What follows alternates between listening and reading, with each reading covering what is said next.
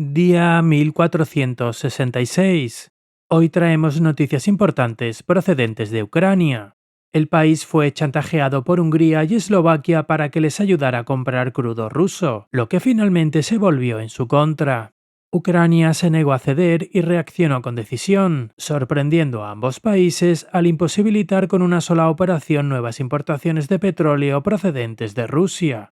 Los drones rusos han atacado la estación de bombeo de Kaleikino, uno de los nodos más críticos que alimentan al oleoducto Druzhba, provocando un incendio masivo en los tanques de almacenamiento que sirven de reservas de compensación para las exportaciones de crudo ruso a Europa Central.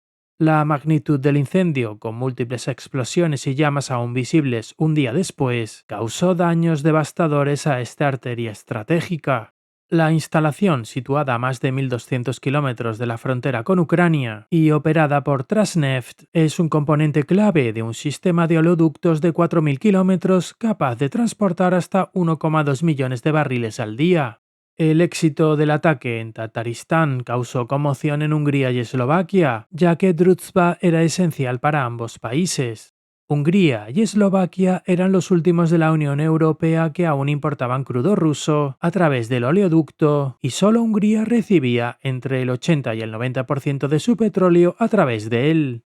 El ataque ucraniano golpeó el corazón de una dependencia estructural que ambos gobiernos habían tratado de preservar a pesar de los esfuerzos europeos más amplios por eliminar gradualmente la energía rusa. El contexto político es crítico, ya que en los días previos al ataque, Hungría bloqueó un préstamo de 90.000 millones de euros a Ucrania y vetó el 20º paquete de sanciones europeas contra Rusia, vinculando explícitamente su decisión a la demora en las reparaciones del Druzhba y a la presión sobre Ucrania para que abriera el tránsito. Eslovaquia también detuvo el suministro eléctrico de emergencia a Ucrania y, junto con Hungría, suspendió las exportaciones de diésel a Kiev, condicionando su reanudación a que Ucrania facilitara el flujo de petróleo ruso. La campaña de presión coordinada de ambos países tenía como objetivo obligar a Ucrania a reanudar el tránsito de crudo ruso, lo que al mismo tiempo proporcionaría ingresos a Moscú para sostener su esfuerzo bélico.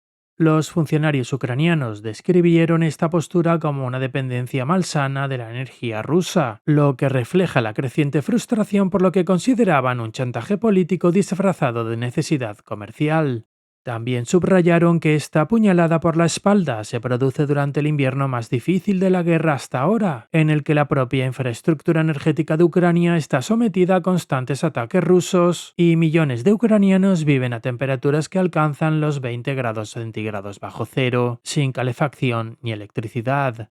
Al mismo tiempo, los intentos de Hungría y Eslovaquia de asegurar una ruta alternativa para el crudo ruso a través del oleoducto del Adriático fueron rechazados por las autoridades croatas, que señalaron explícitamente que las continuas compras de petróleo ruso financian la guerra contra Ucrania. La respuesta de Ucrania, que atacó la infraestructura de bombeo dentro de Rusia en lugar de negociar las condiciones de tránsito, señaló que si los flujos de energía se utilizan como arma política, se convierten en objetivos militares legítimos. El ataque a Kaleikino interrumpió tanto la infraestructura rusa como la fiabilidad operativa de toda la cadena de exportación, ya que los grandes depósitos dañados ponen en riesgo la inestabilidad prolongada del suministro y limitan la capacidad de Rusia para utilizar el oleoducto como herramienta para sabotear las políticas de la Unión Europea a través de Hungría y Eslovaquia. Eslovaquia reaccionó rápidamente al ataque ucraniano, ya que Slonaft, la refinería con sede en Bratislava, propiedad de una empresa húngara, comenzó rápidamente a importar crudo de Arabia Saudí, Noruega, Kazajistán y Libia, con 7 petroleros encargados para compensar la interrupción del suministro. Este petróleo transitará ahora por el oleoducto croata Adria, lo que supone un cambio histórico respecto a la dependencia exclusiva del Druzhba, lo que ilustra la rapidez con la que pueden cambiar los cálculos estratégicos si se ejerce una presión real, se quiera o no.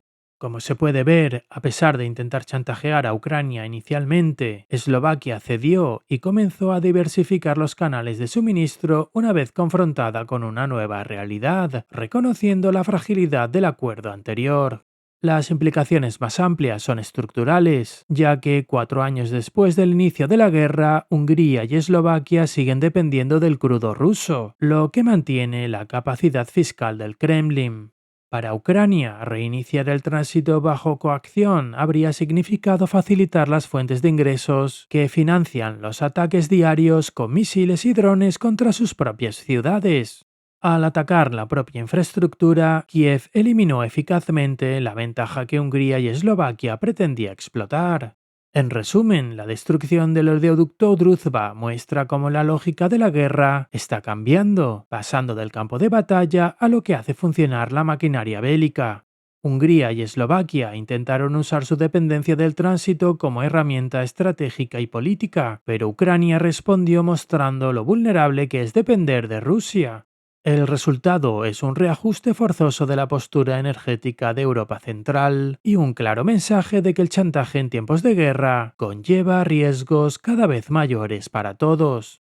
Si deseas explorar otras noticias importantes de hoy que no hemos podido cubrir en este vídeo, no olvides visitar nuestro mapa interactivo de noticias. El enlace a nuestro mapa interactivo se encuentra en la descripción a continuación. Gracias por ver esta actualización y un agradecimiento especial a todos los que ya siguen nuestro mapa interactivo.